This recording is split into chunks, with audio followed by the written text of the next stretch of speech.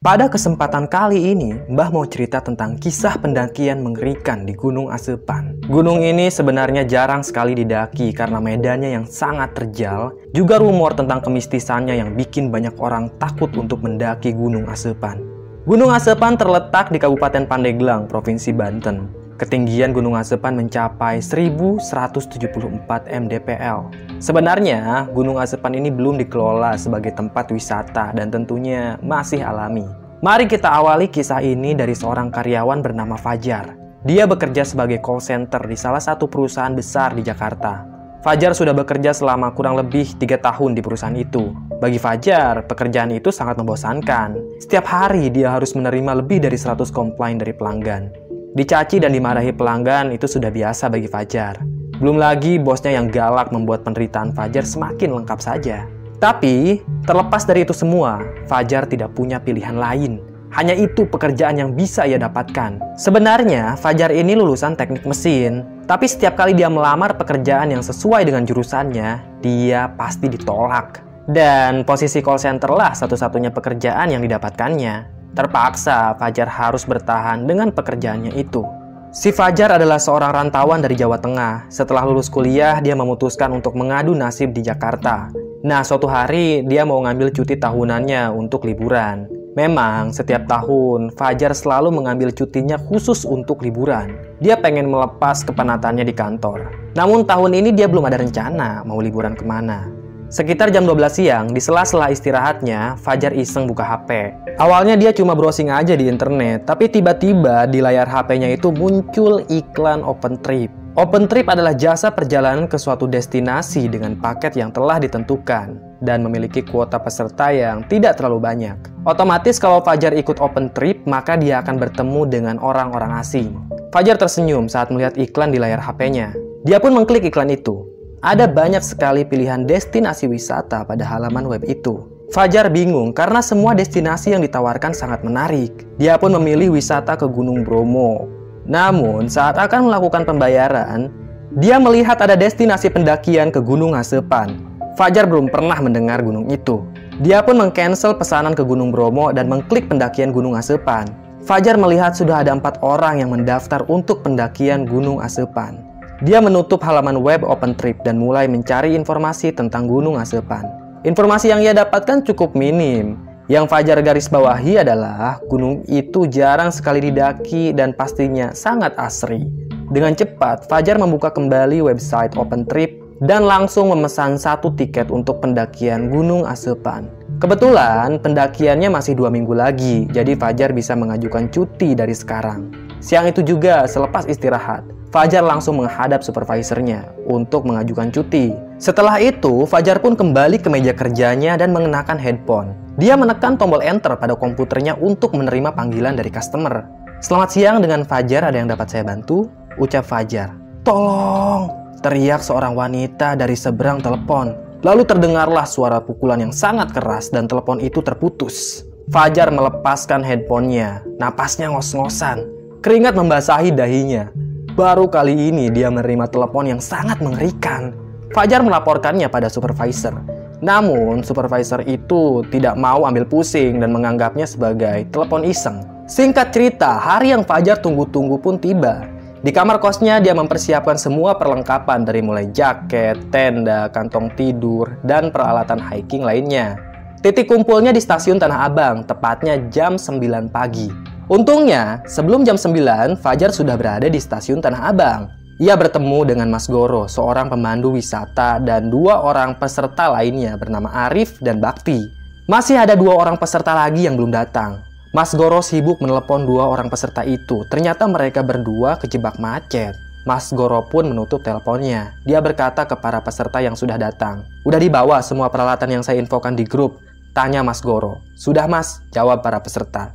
"Gue udah biasa kok naik gunung, jadi slow aja Mas," jawab Bakti. Dari penampilannya, Bakti ini memang tampak seperti anak pencinta alam. Rambutnya gondrong, ia mengenakan gelang dan jam tangan army. Tak lama kemudian, kedua peserta itu akhirnya datang. Ternyata mereka berdua adalah wanita yang cantik. Fajar sampai bengong melihat kecantikan kedua wanita itu. Umur mereka kisaran 24 tahunan.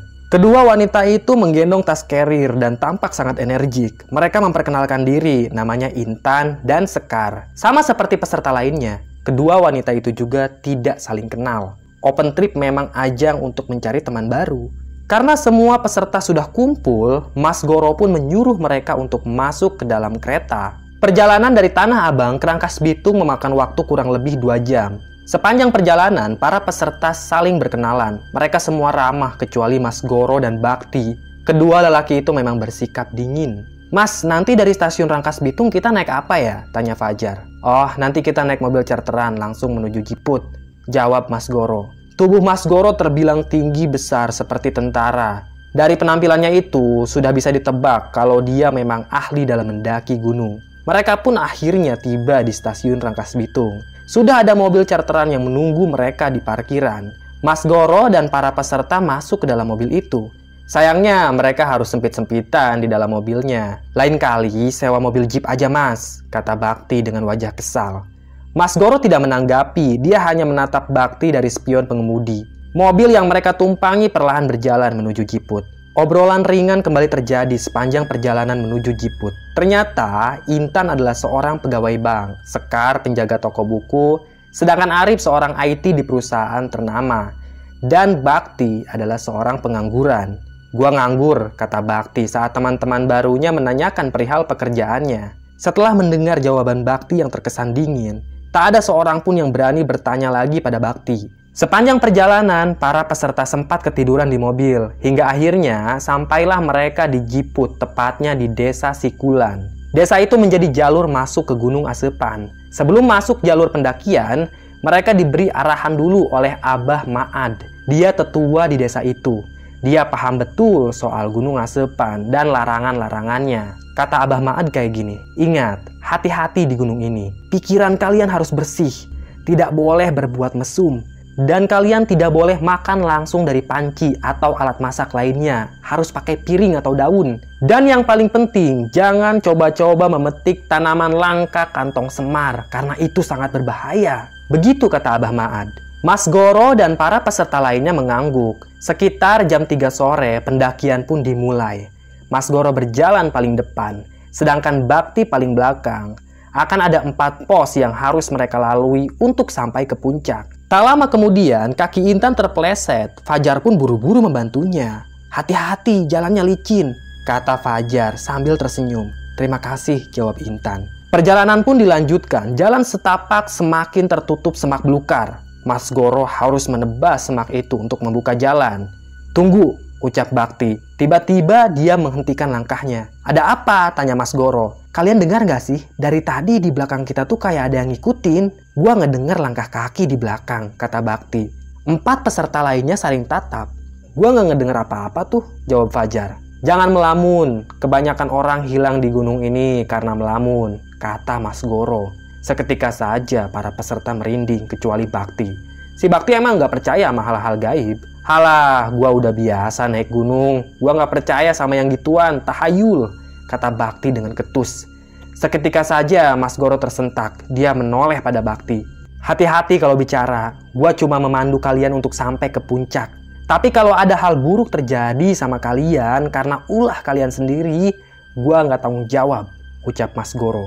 Intan dan Sekar mulai deg-degan. Arif memberitahu Bakti agar tenang dan jangan arogan. Tapi Bakti memang keras kepala. Perjalanan pun kembali dilanjutkan. Bakti berjalan sambil bersiul di belakang. Intan seketika saja memberhentikan langkahnya.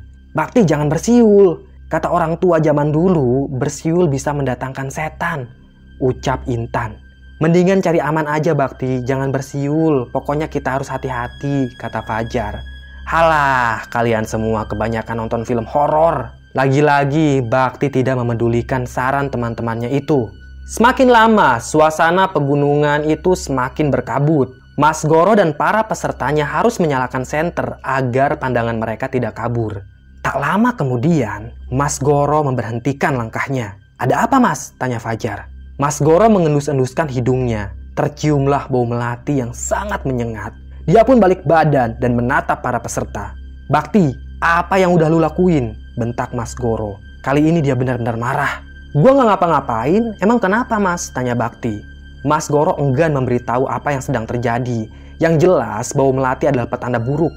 "Bohong lu," bentak Mas Goro. Mas Goro memeriksa kantong celana Bakti. Dia pun menemukan 2 tumbuhan kantong semar. Mas Goro melempar kantong semar itu ke wajahnya Bakti. Jangan sembarangan lu ya sama gua." Bakti pun marah sambil menepis tangan Mas Goro. "Ini gawat," kata Mas Goro. Keningnya mengkerut, dia ketakutan. "Lu ada-ada aja sih Bakti," bentak Arif. "Kalian semua mencium bau kembang melati kan?" tanya Mas Goro dengan nada tinggi. Para peserta lainnya mengangguk. "Kita sudah membuat penghuni gunung ini marah. Habislah riwayat kita. Kalau tahu kayak gini, gua nggak mau bawa kalian ke gunung," kata Mas Goro. Dia sangat marah. Sementara itu, Bakti masih menampakkan wajah tak bersalah. "Gua sengaja cabut tuh kantong semar buat buktiin ke kalian kalau makhluk halus itu nggak ada. Kalian mau aja dibodohi sama mitos. Gua udah naik gunung berkali-kali dan sampai sekarang gua masih hidup. Asal kalian tahu, gua langgar semua larangan gunung itu," kata Bakti dengan sombong. "Lu nggak tahu siapa yang tinggal di gunung ini," ucap Mas Goro dengan wajah mengancam. Intan dan Sekar saling pegangan tangan. Mereka berdua mulai ketakutan. "Halah, persetan. Gua males ikut open trip ini. Cuy!" bentak Bakti sambil meludah. Dia pun putar arah dan hendak pulang. Peserta yang lain sudah mengingatkan Bakti, tapi lelaki itu memang keras kepala. Dia pergi begitu saja. Arif hendak menyusul Bakti, tapi Fajar melarangnya. "Sudah, biarkan saja dia pulang. Lagi pula, Bakti sudah biasa di gunung," kata Fajar. Arif pun menurut saja. Mereka melanjutkan perjalanan. Namun, Mas Goro meminta pada 4 peserta yang tersisa untuk berdoa agar terhindar dari gangguan makhluk halus. Sekitar 15 menit kemudian, mereka semua dikagetkan dengan kemunculan Bakti yang sedang menuruni gunung dari jalur yang sama. Ini aneh sekali, padahal barusan Bakti pulang. Kenapa tiba-tiba dia berpapasan dengan rombongan Mas Goro? Bangsat, apa-apaan ini? Bakti jengkel saat menyadari kalau dirinya dipermainkan oleh makhluk gaib. Intan dan Sekar merengek minta pulang. Mereka ketakutan. Sementara itu, Mas Goro tertunduk. Dia juga bingung apa yang harus dilakukannya. Kini makhluk gaib gunung itu mulai mempermainkan mereka. "Kenapa gua berpapasan sama kalian?" tanya Bakti. Napasnya ngos-ngosan. Padahal dari tadi dia yakin kalau jalur pulang yang ia tempuh itu sudah benar. Mas Goro menebas semak belukar. Dia mencari permukaan tanah yang agak datar untuk mendirikan tenda. Karena hari sudah mulai gelap. Setelah berusaha menebas semak-semak, akhirnya dia menemukan permukaan tanah yang lumayan datar. "Kita berkemah di sini. Pendakian dibatalkan. Besok kita akan pulang," kata Mas Goro sambil mengeluarkan tenda dumnya. Lahan itu hanya cukup untuk 3 tenda saja. 1 tenda diisi oleh 2 orang. Tendanya Intan dan Sekar berada paling tengah. Sekitar jam 9 malam, mereka menutup tenda untuk tidur. Tak ada obrolan atau acara api unggun. Mereka hanya makan mie instan yang dimasak menggunakan kompor portable. Setelah itu, mereka bergegas tidur. Tengah malam, semua orang sudah tidur kecuali Fajar. Entah kenapa dia susah sekali untuk tidur. Fajar pun menyalakan HP-nya.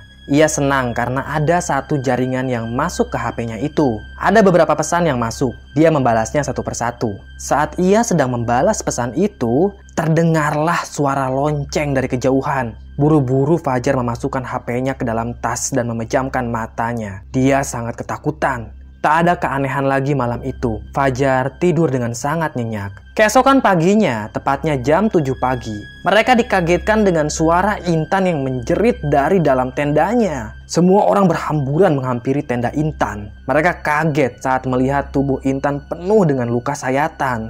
Ada percikan darah yang mengering di wajahnya Intan. Napasnya ngos-ngosan. Sementara itu, di hadapannya Intan, Sekar terkapar tak bernyawa. Ada 2 buah garpu yang menancap di lehernya. Kedua matanya melotot. Tanpa ancang-ancang lagi, Arif langsung menonjok wajah Bakti sampai hidungnya mimisan. "Ini semua gara-gara lo." Arif menindih tubuh Bakti dan menghantamkan tinjunya dalam posisi ground and pound. Untungnya, Mas Goro melerai mereka. Dia meminta agar semua peserta tetap tenang. Intan dipapah keluar tenda. Fajar mengobati luka sayat di pergelangan tangan wanita itu dengan obat merah. Saat Intan ditanyai tentang kematian Sekar, wanita itu malah tidak bisa menjawab apapun. Dia tidak tahu apa yang sudah terjadi padanya. Semalam Intan tidak bangun sama sekali. Dia merasa tidurnya sangat nyenyak. Tapi entah kenapa, pagi-pagi tubuhnya penuh luka dan Sekar tewas dengan sangat mengenaskan. Seperti ada yang sengaja menancapkan garpu ke lehernya Sekar. Mas Goro tidak mau ambil pusing dan sudah lepas tangan. Dia juga berniat untuk mengundurkan diri dari pekerjaannya. Perihal jasad Sekar, awalnya Bakti menyarankan agar jasad itu dikubur saja. Mas Goro dan peserta lainnya tidak setuju dengan saran Bakti karena sangat tidak manusiawi. Kita harus bawa jasad Sekar ke keluarganya, kata Fajar. Terus kita bilang apa sama keluarganya Sekar? Tanya Arif. Kalau soal itu, kita serahkan saja ke polisi. Yang penting kita semua harus ngasih kesaksian apa adanya, jawab Mas Goro. Jasad Sekar pun ditandu. Mereka membuat tandu itu dari selimut dan sebatang kayu. Perjalanan ke puncak Gunung Asepan benar-benar dibatalkan. Kini mereka putar balik menuruni gunung. Sebelum malam tiba, rombongan itu harus segera sampai di perkampungan warga. Namun di perjalanan pulang, mereka menemukan hal yang janggal. Semak belukar yang baru kemarin ditebas, kini tumbuh subur kembali. Jalan setapak itu tertutup tumbuhan liar sehingga Mas Goro harus menebasnya lagi. Intan masih menangis terseduh-seduh. Dia sangat syok dengan kejadian pagi tadi. Fajar dan Arif lah yang menandu jasad Sekar. Sesekali mereka berdua sempoyongan karena jalan yang mereka lalui itu terjal. Bakti berjalan paling belakang. Dia terus mengamati sekeliling dan tetap waspada. Sesekali rombongan itu berhenti untuk istirahat. Yang menandu jasad pun bergantian. Kini Mas Goro dan Bakti yang menandu jasad. 4 jam kemudian, Mas Goro menyuruh rombongannya untuk berhenti. Dia merasa ada yang tidak beres. Mas Goro meletakkan jenazah yang ia tandu, lalu mendongak ke langit dan memeriksa jalan setapak. Lelaki itu mengambil golok dari tangan Fajar, lalu menebas semak belukar. Seketika saja golok yang digenggamnya jatuh. Mas Goro melihat banyak tapak kaki di permukaan tanah. Itu artinya mereka hanya berputar-putar di satu tempat. Mas Goro berlutut, wajahnya sangat ketakutan. Bakti dan Arif melihat tapak kaki itu. Mereka berdua langsung kesal. Bakti berteriak dengan sangat kencang. "Keluar kalian! Mau kalian apa?" teriak Bakti. Mas Goro menyuruhnya untuk diam. Saat itu juga lonceng kembali terdengar dari kejauhan. "Siapa itu yang menabuh lonceng?" tanya Fajar. Mas Goro tidak menjawab pertanyaan Fajar dan malah melanjutkan perjalanan. Namun sayangnya sampai malam tiba, mereka terus berputar-putar di satu tempat. Lalu Mas Goro memutuskan untuk kembali mendirikan tenda. Jasad Sekar dibiarkan terbaring di luar tenda, tubuhnya ditutupi selimut. Intan tidak berani tidur sendirian. Dia tidur bersama Arif dan Fajar. Sementara Mas Goro satu tenda dengan Bakti. Setelah makan mie instan, mereka pun bergegas tidur. Malam pun tiba. Fajar terbangun. Dia mendengar ada bunyi yang gerasak-gerusuk di tendanya Mas Goro. Fajar juga mendengar suara lelaki yang mengerang kesakitan. Buru-buru ia keluar dari tendanya. Kebetulan sleting tendanya Mas Goro terbuka sedikit, jadi Fajar bisa mengintipnya. Fajar menyorotkan senter ke dalam tenda itu, dan seketika saja ia kaget dengan apa yang dilihatnya. Di dalam tenda itu, Mas Goro dan Bakti saling cekik. Golok menancap di bahunya Bakti. Wajah mereka berdua pucat seperti mayat. Kedua bola matanya hitam semua. Fajar sampai terjungkal ke belakang saat melihat wajah mereka berdua yang sangat mengerikan. Ia pun meringsut mundur. Cahaya senternya masih menyinari tenda Mas Goro. Dari luar tenda itu, bayangan tubuh Mas Goro dan Bakti tampak sangat jelas. Mas Goro mencabut goloknya yang tertancap di bahunya Bakti, lalu ia menikam dadanya Bakti berkali-kali. Darah muncrat membasahi tenda. Fajar lari ke tendanya, lalu membangunkan Intan dan Arif. Mereka bertiga perlahan menghampiri tenda Mas Goro. Pelan-pelan, Fajar membuka sleting tenda itu. Tampak Mas Goro sedang tertidur pulas dengan wajahnya bersimbah darah. Sementara Bakti sudah tewas, ada golok yang tertancap di dadanya. Melihat kejadian itu, Intan berteriak dan menangis ketakutan. Arif dan Fajar masih melongo. Kejadian itu benar-benar tidak masuk akal. Padahal jelas-jelas Fajar tadi melihat Mas Goro sedang membunuh si Bakti. Perlahan Arif masuk ke dalam tendanya Mas Goro. Dia mengguncangkan tubuh lelaki itu. Tapi Mas Goro tidak mau bangun. Dia masih tidur dengan sangat pulas. Arif pun menoleh pada Fajar. "Dia nggak mau bangun," kata Arif. Saat itu juga, tanpa diduga-duga, Mas Goro bangun. Wajahnya masih pucat, bola matanya hitam, dan dengan cepat ia mencabut golok yang menancap di dadanya Bakti. Kemudian Mas Goro menikam punggung Arif berkali-kali hingga lelaki itu tewas. Fajar berteriak, dia menarik lengan Intan. Mereka berdua lari begitu saja menjauh dari perkemahan. Fajar hanya membawa sebuah senter, sementara tas dan peralatan lainnya tertinggal di tenda. Mereka berdua keluar dari jalur pendakian dan menerobos semak-semak. Yang terpenting bagi Fajar sekarang adalah menjauh dari Mas Goro yang sedang kerasukan setan. Fajar dan Intan mulai kelelahan. Mereka pun berhenti. Intan meringis. Kedua kakinya berdarah tergores semak belukar yang tajam. Tak lama kemudian, dari kejauhan terdengar suara Mas Goro yang meraung-raung. Suara itu semakin mendekat. Fajar menarik kembali lengan Intan dan mengajaknya lari. Mereka sudah kehilangan arah. Tak lama kemudian, terdengarlah suara lonceng. Kini suaranya terdengar sangat dekat. Lonceng itu terus berbunyi. Fajar dan Intan mengikuti sumber suara lonceng tersebut. Siapa tahu memang ada orang yang bisa mereka temui untuk dimintai tolong. Saat mereka berdua berusaha untuk mendatangi sumber suara itu, dari dalam semak-semak muncullah Mas Goro. Entah bagaimana dia bisa secepat itu menyusul Fajar dan Intan. Mas Goro mengayunkan golok ke lehernya Fajar. Untung saja Fajar masih bisa menghindar. Mas Goro ditendang dari belakang sampai tersungkur. Golok yang digenggamnya lepas. Buru-buru Fajar meraih golok itu dan mengacungkannya ke wajah Mas Goro. "Jangan mendekat," kata Fajar. Intan menangis ketakutan di belakang Fajar. Mas Goro yang sudah dirasuki setan, dia tidak mempedulikan ancaman Fajar dan langsung menerkam lelaki itu. Fajar langsung refleks menebas golok itu tepat di lehernya Mas Goro. Darah muncrat. Mas Goro pun berlutut. Tubuhnya lemas, dia pun tewas seketika. Tangan Fajar bergetar. Dia melongo saat melihat Mas Goro tewas. Tanpa pikir panjang lagi, dia meraih lengan Intan kemudian lari menghampiri sumber suara lonceng yang masih berbunyi. Beberapa saat kemudian, akhirnya mereka menemukan sumber suara lonceng itu. Ternyata yang membunyikan lonceng tersebut adalah seorang kakek-kakek. Ia memukul lonceng besar yang digantung pada dahan pohon. Fajar senang sekali saat melihat ada warga yang tinggal di gunung ini. Mereka berdua menghampiri kakek tua itu untuk meminta tolong. Namun anehnya, si kakek diam saja. Dia malah terus memukul lonceng tersebut. Fajar memegang lengan si kakek. Lengan itu terasa sangat dingin dan kaku seperti orang mati. Si kakek pun menoleh pada Fajar. Tatap wajahnya datar. "Kalau kalian mau selamat, naiklah ke puncak. Di sana ada makam keramat. Berziarah dan minta maaflah," ucap si kakek. "Tolong tunjukkan kami jalan menuju puncak, kek," ucap Fajar. Si kakek menunjuk ke barat. Ternyata tak jauh dari sana ada jalan setapak.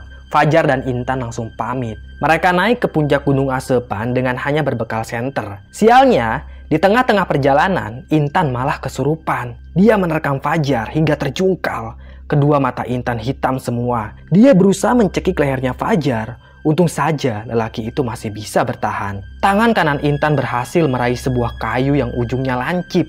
Kayu itu dihujamkan ke wajahnya Fajar, tapi tidak kena. Fajar berhasil menghindar. "Intan, sadar Intan," bentak Fajar. Intan masih berusaha untuk membunuh Fajar. Dia mengangkat kembali kayu lancip itu lalu mengarahkannya ke leher Fajar. Dan sebelum kayu tersebut berhasil dihujamkan, Fajar menendang tubuh Intan sampai terpental jauh. Tubuh wanita itu menabrak batang pohon. Dia pun pingsan begitu saja. Fajar tidak mau ambil risiko. Dia mengikat kedua kaki Intan dengan gesper. Tangan Intan juga diikat dengan tali yang Fajar cabut dari jaketnya. Fajar menyorotkan senter. Dan entah bagaimana, ternyata puncak Gunung Asepan itu memang sudah dekat. Dengan sisa tenaga yang ada, Fajar membopong tubuh Intan dan membawanya ke puncak. Ia sempat sempoyongan. Namun akhirnya dia berhasil membawa wanita itu ke puncak. Perkataan si lelaki tua memang benar. Ada sebuah kuburan keramat di sana. Batu nisannya dibungkus dengan kain putih. Itu pasti kuburan yang dimaksud oleh si kakek. Fajar lalu berziarah di kuburan itu. Dia berdoa sebisanya, bahkan menggunakan bahasa Indonesia. Dia juga meminta maaf atas perbuatan temannya yang tidak mematuhi aturan. Dan saat itu juga, seketika saja Intan yang terkapar dekat kuburan, matanya melotot. Dia berteriak kesakitan. Wajahnya pucat. Banyak urat yang menjalar di wajahnya. Fajar ketakutan melihat wajahnya Intan. Wanita itu mengamuk, tapi untungnya Fajar sudah mengikat kedua kaki dan tangannya. Saat Intan berteriak, entah kenapa kepala Fajar terasa sangat pusing. Pandangannya kabur. Dia pun terkapar tak sadarkan diri di dekat kuburan. Singkat cerita, keesokan paginya ada rombongan orang yang membangunkan Fajar. Mereka adalah tim pencarian orang hilang. Mereka datang ke gunung ini bukan untuk mencari rombongan Mas Goro, tapi untuk mencari sepasang kekasih yang dinyatakan hilang secara misterius. Kabarnya baru tersebar 2 hari lalu, makanya gunung itu tidak segera ditutup. Perlu diketahui, 2 minggu sebelum rombongan Mas Goro mendaki, memang ada sepasang kekasih yang melakukan pendakian Gunung Asepan. Namun mereka hilang entah kemana. Tim penyelamat tidak bisa menemukan sepasang kekasih itu. Namun mereka berhasil menyelamatkan Fajar dan Intan. Kondisi Intan dan Fajar sangat lemah sehingga mereka harus ditandu. Selesai. Terima kasih udah menyimak cerita Mbah. Tunggu kisah-kisah lainnya ya. Tetap sehat dan salam merinding.